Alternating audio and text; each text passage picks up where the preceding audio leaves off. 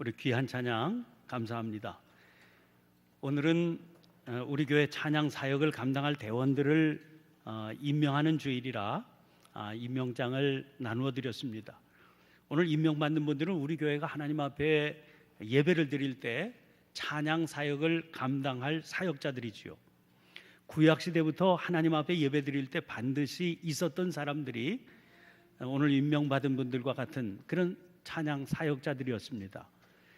역대상수 6장을 보면 레위의 세 아들 게르손, 그핫, 무라리의 자손인 헤만, 아삽, 에단에게 이 일을 맡긴 것이 드러나 있습니다. 이 세 사람 가운데 특별히 아삽에게 주목을 하게 됩니다. 왜냐하면 다윗이 회막을 다윗성으로 옮겨온 이후에는 이 아삽이 중심을 잡고 서게 되었기 때문입니다. 역대상수 16장 4절 5절 말씀입니다. 또 레위 사람을 세워 여호와의 궤 앞에서 섬기며 이스라엘 하나님 여호와를 칭송하고 감사하며 찬양하게 하였으니 아삽은 우두머리요 이랬습니다. 또 시편 50편 그리고 시편 73편부터 83편까지의 시의 표제어가 아삽의 시로 되어 있습니다. 이것으로 미루어 볼 때 아삽은 예배 찬양의 전문가였구나 하는 것을 알 수 있습니다. 하나님 앞에 예배 드릴 때 이런 사역자들이 필요하죠. 역대상서 25장 7절을 보면 여호와 찬송하기를 배워 익숙한 자의 수요가 288명이었다고 되어 있습니다. 상당히 많은 숫자의 찬양대원들이 전문적으로 사역을 감당했음을 알 수 있습니다. 그리고 우리 시대라고 다를 것은 없지요. 존귀하신 하나님 앞에 드리는 예배 아닙니까? 할 수 있는 대로 마음과 뜻과 정성을 다해서 예배를 드리는 것이 당연합니다. 그러니까 찬양대원들 숫자도 가능한 한 많으면 좋겠고 임명받은 대원들은 최선을 다해서 훈련을 잘 받아서 아름다운 화음으로 찬양을 올려드려야 될 겁니다. 또 역대상서 16장을 보면 예배를 드릴 때 악기도 동원이 되었음을 확인하게 됩니다. 비파, 수금, 제금 그리고 나팔이 등장하고 있기 때문입니다. 그러니까 형편이 닿는 대로 악기도 동원이 될 수 있습니다. 그러나 그와 함께 중요한 한 가지 사실을 잊지 말아야 됩니다. 찬양이라는 게 찬양대만 담당하는 그런 예배가 되어서는 안 됩니다. 그러면 드리는 예배가 아니라 보는 예배가 되고 구경하는 예배가 되기 때문입니다. 그런 예배는 진정한 예배라고 말할 수가 없습니다. 진정한 예배는 예배의 자리에 앉아 있는 모든 회중들이 함께 참여하는 예배여야만 됩니다. 그러니까 찬양대만의 찬양이 되어서는 안 되는 겁니다. 예배에 참석한 모든 성도들이 함께 마음을 다해서 찬양을 드릴 수 있어야 됩니다. 그래야 예배가 살아날 수 있게 됩니다. 지난주 수요일 날 금년도에 새로 구성된 문화부 회의가 열렸습니다. 거기서 금년 문화부 행사에 대해서 논의를 나누는데 특별 절기 때 우리가 드리는 음악 예배를 어떻게 드려야 되느냐 하는 것에 대해서 논의를 했습니다. 그 자리에서 문화부 임원들이 진지하게 그 음악 예배와 음악회가 뭐가 다른지 거기에 대해서 논의를 하게 됐습니다. 그리고 거기서 나온 결론은 출연자들만 중심이 되면 그건 음악회지 음악 예배는 아니지 않느냐 하는 것이었습니다. 음악 예배가 되려면 예배에 참여한 모든 이들이 함께 참여할 수 있는 그런 길이 열려야 되겠다는 겁니다. 그리고 그런 예배를 준비하기 위한 구체적인 방법이 뭘까를 논의하게 됐습니다. 함께 참여한다는 것은 회중이 찬양의 주체가 되어야 한다는 것이지요. 그 결과 이번 부활절 예배는 지금까지와는 좀 다른 방식의 실험을 해보자 하는 결론을 맺게 됐습니다. 우리가 어떤 예배를 드리게 될지 한번 기대를 가져보셨으면 좋겠습니다. 기독교 신앙 중에 중요한 특징 중에 한 가지가 찬양이거든요. 찬양을 듣는 게 아니라 말씀드린 대로 직접 찬양을 드리는 겁니다. 그 점 때문에 저는 신앙생활 하는 것이 참 좋습니다. 우리나라 사람들은 노래를 참 좋아하지요. 곳곳에 노래방이 자리를 잡고 영업 중인 것을 보아도 알 수 있습니다. 그런데 나이가 들어갈수록 그런 기회가 자꾸 사라집니다. 중년을 넘긴 보통 남자들이 평소에 노래할 수 있는 기회를 갖는 것은 그렇게 쉽지 않습니다. 그러다 보니까 자연히 내면의 정서를 드러내지 못하고 엄숙주의에 젖어들게 됩니다. 그런데 그런 사회 분위기 속에서 교회 생활을 하면 달라지게 됩니다. 찬양 때문이지요. 슬픔이 가득한 장례식에서도 찬송을 부르는 게 우리 기독교 신앙 아닙니까? 예배 시간이면 남녀노소 불문하고 누구나 찬송을 부르게 되지요. 우리 교회는 수요 예배 시간에 속회별로 돌아가면서 특별 찬양을 드리고 있습니다. 그때 보면 연로하신 어르신들이 저 나이 어린 손주들 같은 그런 젊은이들과 함께 서서 찬양을 하시는 그런 모습을 보게 되는데 그렇게 아름답고 좋아 보일 수가 없습니다. 어디 가서 우리가 그런 경험을 할 수 있겠습니까? 교회니까 가능한 거죠. 교회에서 이렇게 늘 찬양을 드리게 되니까 참 좋기는 하지만 문제도 있을 수 있습니다. 자칫하면 그저 습관적으로 드릴 수 있게 되는 그런 위험성 때문입니다. 그야말로 흥얼대듯이 건성으로 부를 수 있다는 위험성입니다. 예배 시간에 가만히 보면 찬양 시간에, 찬송 시간에 그 입 벌리는 게 별로 시원치 않아 보이는 그런 분들이 계시거든요. 이거 조심해야 되는 겁니다. 작년부터 수요 예배 시간에 찬송가를 한 장씩 선정해서 그 찬송이 어떻게 작사되었는지, 어떻게 작곡이 되었는지 그 뒷이야기들을 살펴보면서 배우는 그런 시간을 갖고 있거든요. 근데 매 시간마다 얼마나 큰 감동을 받게 되는지 모르겠습니다. 사연을 알고 나면 찬송가 한 곡 한 곡이 이게 그냥 만들어진 게 아니다 하는 걸 알게 되기 때문입니다.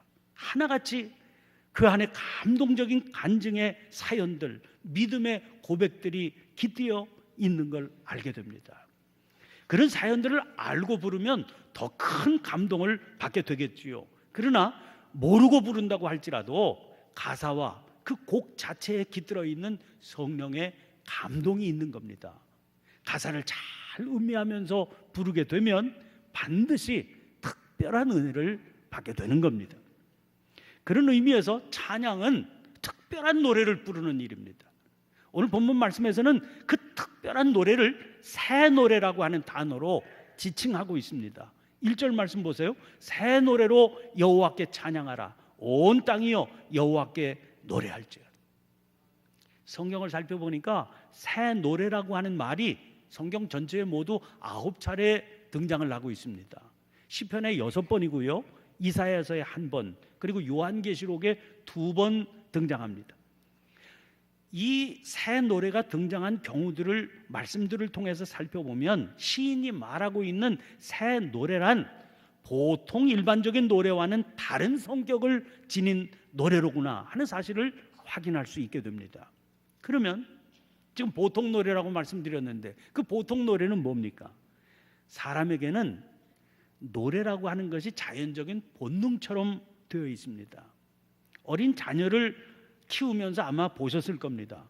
가르쳐주지 않았는데도 불구하고 그저 흥겨우면 저절로 이 아이가 춤을 추고 노래를 부르거든요.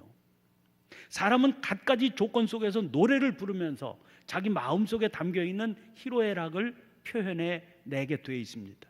한번 주변을 보세요. 얼마나 많은 종류의 노래들이 우리 주변에 있는지요. 가만히 살펴보면 참 대단합니다. 그러니까 우리들은 사실 이미 노래 속에서 살아가고 있는 겁니다. 그런데 시인은 말합니다. 새 노래, 그 많은 노래들 가운데서 특별히 새 노래로 여호와를 찬양하라는 겁니다. 하나님께 드릴 찬양은 이미 우리 안에 있던 노래, 이미 우리 삶의 자리를 잡고 있었던 노래, 사람이면 누구든지 부를 수 있고 또 부르고 있는 그런 노래가 아니라 반드시 새 노래여야만 된다는 겁니다. 성경에 등장하는 새 노래라는 단어들이 어떻게 사용되었는지 살펴보면 그 사실이 금방 드러납니다. 시편 40편 3절입니다. 새 노래 곧 우리 하나님께 올릴 찬송을 내 입에 두셨으니 많은 사람이 보고 두려워하여 여호와를 의지하리로다. 여기 보면 새 노래 곧 우리 하나님께 올릴 찬송 이러지 않았습니까? 그러니까 하나님께 올리는 찬송을 새 노래라고 부르고 있구나 하는 걸 알 수 있죠. 다른 성경도 마찬가지입니다. 시편 33편 3절 새 노래로 그를 노래하며, 시편 144편 9절 하나님이여 내가 주께 새 노래로 노래하며, 또 시편 149편 1절 할렐루야 새 노래로 여호와께 노래하며, 시편 40편 3절 새 노래로 여호와께 찬송하라. 시편에 등장하는 새 노래만 그런 게 아닙니다. 이사야서 42장 10절입니다. 여호와께 새 노래로 노래하며 땅 끝에서부터 찬송하라. 그러면 하나님께는 새 노래로 찬양을 올려드려야 되는데 그 새 노래가 어떤 노래냐 하는 겁니다.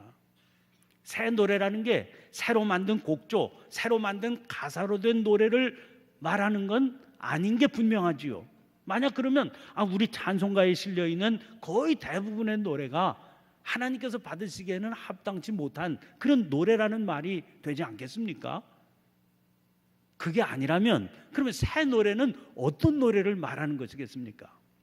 이 물음에 대한 답을 계시록의 말씀을 통해서 찾아볼 수 있습니다. 계시록 14장을 보면 요한이 특별한 계시를 통해서 한 장면을 마주 대하게 됩니다. 그 장면을 보니까 시온산에 어린 양이 서 계십니다. 그리고 그 어린 양과 함께 14만 4천의 성도들이 있습니다. 근데 보니까 그들의 이마에 어린 양의 이름과 그 아버지의 이름을 쓴 것이 보였다고 그랬습니다. 그런데 그 앞장인 요한계시록 13장에는 짐승 2마리가 등장하지요. 그 짐승들은 땅을 지배하는 권세를 행하면서 이적을 행하면서 신성 모독을 자행합니다. 특별히 그 짐승의 우상들을 만들어서 사람들에게 경배하게 하면서 따르지 않는 자들은 다 죽입니다. 그 짐승들은 자기들을 사람들이 따르는 표시로 모든 사람들의 이마에나 오른손에 표를 받도록 합니다. 그 표는 짐승의 이름이나 그 이름의 수라고 그랬습니다. 누구든지 이 표를 가진 자 외에는 아예 매매를 하지 못하게 했습니다. 그 말은 한마디로 이 땅에 발붙이고 살 수가 없도록 그렇게 만들어 버렸다는 거예요. 그런데 보세요.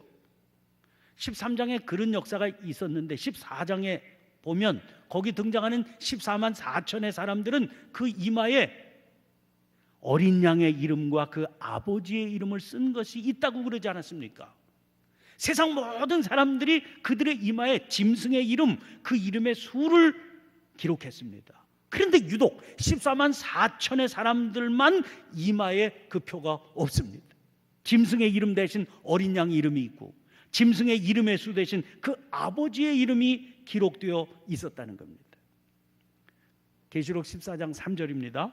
그들이 보좌 앞과 네 생물과 장로들 앞에서 새 노래를 부르니 땅에서 속량함을 받은 14만 4천 밖에는 능히 이 노래를 배울 자가 없더라. 여러분, 여기 등장하는 그들이 누구겠어요? 세상 따라가지 않고 믿음을 지킨 그 이마에 어린 양의 이름과 그 아버지의 이름을 쓴, 그래서 모진 핍박과 박해의 어려움을 감수해야 되고 그 결과 땅에서 속량함을 받은 14만 4천인 겁니다. 그들 외에는 능히 이 노래를 배울 자가 없다라고 그랬습니다. 이런 믿음의 사람들이 드리는 찬양이 새 노래입니다. 하나님께서 이런 새 노래만으로 찬양을 받으시는 이유가 바로 그것 때문이라는 거죠.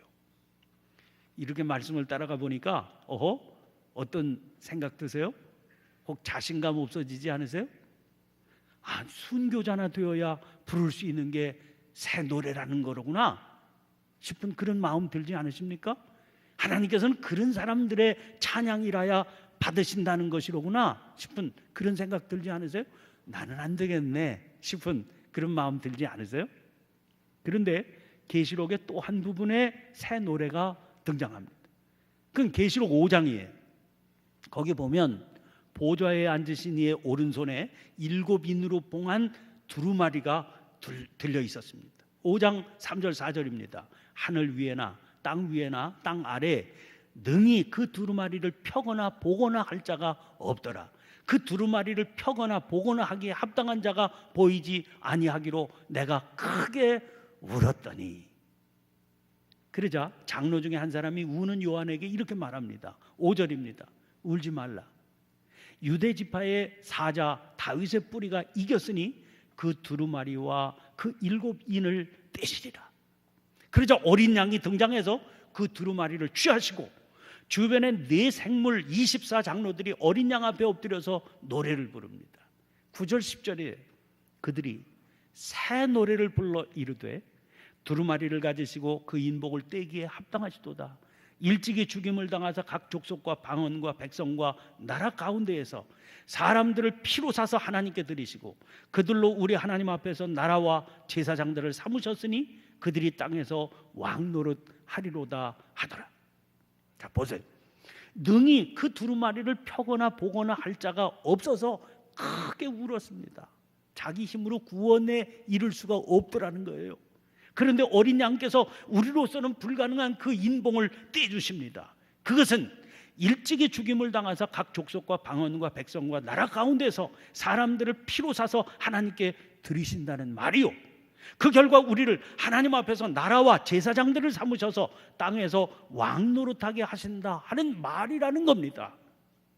이것은 한마디로 어린 양 예수께서 우리 안에 이루신 구원의 역사, 십자가 보혈의 역사를 말하는 거 아닙니까? 그러므로 그 구원의 은혜를 입은 우리는 마땅히 그 일을, 우리로서는 감당할 수 없는 그 일을 이루신 주님의 아름다운 덕을 선포하는 것이 마땅하겠지요. 그래서 이것이 바로 우리가 부를 새 노래가 되는 겁니다.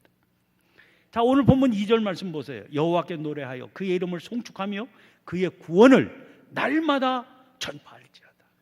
여러분, 새 노래가 어떤 노래입니까? 여호와 하나님께서 나의 구원이 되셨다는 사실을 인해서 하나님 앞에 감격하면서 송축하며 부르는 노래요. 그의 구원을 날마다 전파하는 그런 노래입니다. 그게 구원의 감격이고, 그 감격이 내면에 자리 잡고 있어야 믿음의 사람 아니겠습니까? 그리고 그가 진정한 믿음의 사람이라면 그가 부르는 모든 노래, 행하는 모든 일들이 다 새 노래가 되는 겁니다. 그러므로 교회의 모든 일, 하나님과 관련되고 믿음과 관련된 모든 일의 기초에는 이 새 노래가 있어야만 되는 겁니다. 구원의 감격을 노래하는 것이기에 새 노래를 부르는 이의 관심은 온통 하나님께만 향해서 있을 수밖에 없습니다. 보통의 노래는 사람을 기쁘게 하는 노래고 사람들에게 즐거움을 주는 노래입니다. 그러나 새 노래는 철저하게 하나님 중심적인 노래입니다. 들으시는 분도 하나님이시고 받으시는 분도 하나님이셔야 되는 겁니다. 그러므로 새 노래를 부르는 사람은 전적으로 하나님을 향해서 그 노래를 부르는 사람이어야 됩니다. 이 말은 그의 관심이 하나님께만 사로잡혀 있어야만 된다, 그런 말입니다. 찬양대원들이 잘 기억해야죠. 물론 회중들이 함께 은혜 받아야 되는 거지만 우리의 찬양을 하나님께서 받으시는 겁니다. 우리 회중들도 찬양대원들과 함께 하나님께 찬양을 올려드리고, 찬양대회 찬양이 끝나면 우리가 박수하는데 그건 찬양대원들 수고했다고 박수치는 게 아니라 이 은혜 베풀어 주신 하나님 감사합니다, 그리고 하나님께 영광을 돌려드리는 그런 박수를 치게 되는 겁니다. 이 사실을 우리가 잊어버리면 안 된다는 겁니다. 어떻게 하면 구원의 감격에 대한 바른 감사를 그분께 드릴 수 있을까 하는 것에 우리가 전념할 수 있어야 됩니다. 나의 찬양을 받으실 그 구원의 하나님이 어떻게 하면 기뻐하실 수 있을까? 거기에 전적으로 의존되어 있어야 된다는 말이죠. 이런 노래가 새 노래이기 때문에 우리가 부를 새 노래에는 반드시 소원이 담겨 있게 됩니다. 그것은 다른 이들과도 함께 이 노래를 불렀으면 좋겠다 하는 소원입니다. 오늘 본문 7절 말씀 보세요. 만국의 족속들아 영광과 권능을 여호와께 돌릴지어다. 여호와께 돌릴지어다. 여러분, 그 만국의 족속들이 지금 어떻게 살고 있어요? 5절 말씀이에요. 만국의 모든 신들은 우상들이지만 여호와께서는 하늘을 지으셨음이로다. 유진 피터슨은 메시지에서 이 부분을 이렇게 옮기고 있습니다. 지극히 아름다운 그분 앞에서 신들은 싸구려 모조품, 이방인들의 신들은 너덜거리는 누더기일 뿐 하나님께서 하늘을 지으셨으니. 여러분, 그런데 만국의 백성들이 지금 엉터리 앞에서 지금 살아가고 있다는 거예요. 그러므로 새 노래 부르는 우리는 이 사실이 참 안타깝습니다. 아니, 그분의 은혜, 그분의 역사하심, 그분의 영광을 밀실에서 나 혼자 부르면서 만족할 수가 없습니다. 이 찬양을 그렇게 살아가는 이웃과 함께 나누고 싶어서 견딜 수 없어 하는 마음으로 그렇게 부르는 게 새 노래라는 겁니다. 아울러 우리들이 부를 새 노래는 헌신의 결단이 담겨 있게 되어 있습니다. 본문 말씀 이하에 기록된 8절 9절 말씀 보세요. 여호와의 이름에 합당한 영광을 그에게 돌릴지어다. 예물을 들고 그의 궁정에 들어갈지어다. 아름답고 거룩한 것으로 여호와께 예배할지어다. 온 땅이여 그 앞에서 떨지어다. 새 노래를 부르는 사람은 아름답고 거룩한 예물을 들고 예배드려야 된다는 거예요. 그런데 여기 말씀하고 있는 예물을 단지 물질적인 차원에서만 이해해서는 곤란합니다. 이사야서 1장 11절 말씀입니다. 여호와께서 말씀하시되 너희의 무수한 제물이 내게 무엇이 유익하뇨? 나는 수량의 번제와 살진 짐승의 기름에 배불렀고 나는 수송아지나 어린 양이나 숫 염소의 피를 기뻐하지 아니하노라. 하나님의 주된 관심은 우리들이 드리는 물질이나 그 물질의 양에 있지 않다는 겁니다. 그분의 관심은 예물을 드리는 우리들의 영적인 자세에 초점이 맞춰져 있어요. 기왕이면 음악적으로 잘 부르는 찬양이 더 은혜가 될 수 있지요. 그러므로 훌륭한 찬양대가 되기 위해서 열심히 땀 흘려 연습하는 일이 참 중요합니다. 마치 귀중한 예물을 하나님 앞에 드리는 그런 헌신된 마음으로 연습하고 준비해서 찬양을 올려드려야 되지요. 그러나 아무리 연습을 충실히 하고 워낙 재능이 뛰어났다 할지라도 하나님께서 허락해 주신 은혜에 감격해서 헌신을 각오하는 그런 찬양이 아니라면 하나님께서 받으실 새 노래 될 수 없음을 알아야 됩니다. 한 걸음 더 나아가서 꼭 노래를 부르지 않는다 할지라도 하나님께서 허락하신 그 은혜에 감격해서 헌신하는 삶을 살아가는 사람의 모습은 그 자체가 하나님께서 기뻐 받으시는 찬양이 되고 새 노래가 될 수 있는 겁니다. 사랑하는 성도 여러분, 찬양에 있어서 가장 중요한 것은 새 노래로 여호와를 찬양한다는 겁니다. 우리가 부를 새 노래는 구원의 감격 속에서 부르는 노래입니다. 이웃과 함께 이 감격을 나누고 싶어서 부르는 노래입니다. 주님 주신 은혜가 너무나 크고 놀라워서 헌신을 다짐하며 부르는 노래여야 됩니다. 오늘 우리들 안에 이 마음이 있는지 점검해 보시길 바랍니다. 그런 연후에 이 혼탁한 소리들로 가득한 세상 속에 새벽 공기처럼 맑고 거룩한 찬양을 힘차게 울려 퍼지게 하십시다. 찬양하는 심령을 복되게 채우시는 주님의 은혜가 우리 안에 충만하시기를 주의 이름으로 축원합니다. 기도를 드리겠습니다. 감사하신 하나님, 죄와 허물로 죽었던 저희를 살리셔서 구원의 백성 삼아주시는 은혜를 감사합니다. 그 은혜 기억하며 새 노래로 찬양을 드리며 주님을 기뻐하는 심령들이 되게 해 주시옵소서. 이 세상 모든 이들이 나와 같은 마음으로 찬양할 수 있게 되기를 소원하는 열망이 저희들 안에 차고 넘치게 주옵소서. 주님을 사랑하기에 드리고 더 드려도 다함이 없는 헌신의 열정으로 충만한 저희가 되게 해 주시옵소서. 구원의 주님이신 예수님 이름으로 기도하옵나이다. 아멘. 아멘.